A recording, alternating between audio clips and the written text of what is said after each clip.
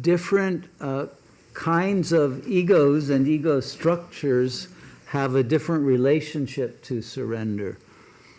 You can't know who you're surrendering to, though, beforehand. And this is part of the problem for some egos that demand to know first. But how is a finite mind going to understand the infinite? It's not possible. And God is indescribable.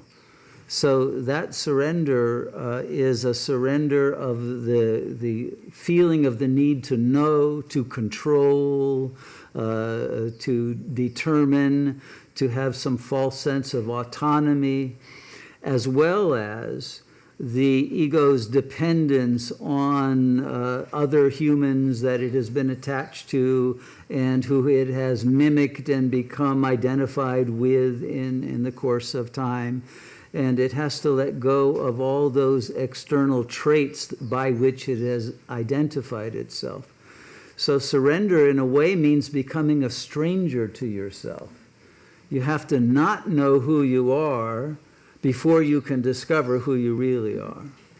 And it's the willingness to let go of what you know is a construct, a fabrication, a quilt of different crazy attributes of different people you put together into a personality or a set of sub-personalities to deal with different situations. But you know that all of it is simply a mask and a charade. And so if you're truthful with yourself, you'll realize, well, I never knew who I was, but I was afraid to admit it because what if I'm no one, you see? And you are no one, because the ego is a lie, it's a deception.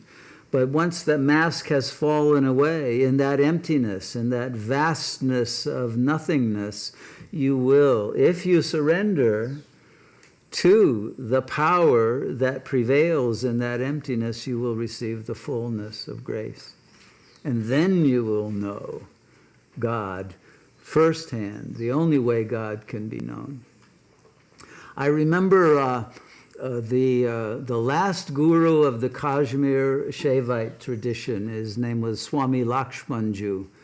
And he was once asked about attaining God consciousness while alive. If one can fully surrender, can one actually embody the whole of God consciousness?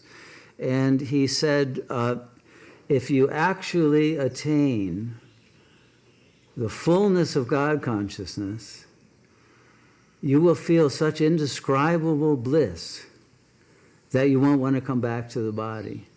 You'll die. But it's not true that the body will die. What really happens is the ego dies, and you live in that indescribable bliss while the body is able to channel the amount of energy that it's able to tolerate of that infinite source into the world and produce miraculous effects.